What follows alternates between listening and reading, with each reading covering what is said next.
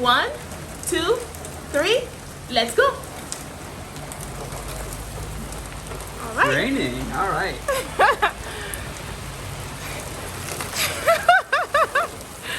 That's one. Yummy. All right. Number 2.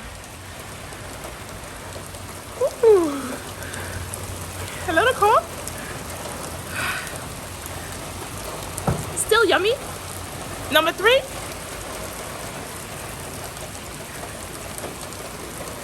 Ooh.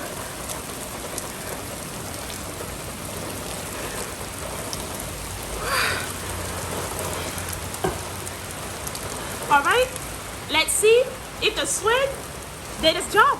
I'm gonna come in, grab a towel, dry my face. Whew. And now for the big reveal.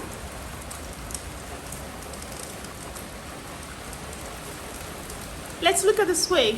Nice and wet. What about my hair? How does it look? Well, let me remove my wig cap. Towel, please. We'll do the towel. This is the white towel test. Look at this. Completely dry. Completely dry. Wow. Take a look at my hair, and I'm gonna turn around. All right? I'm turning. Turning. Wow.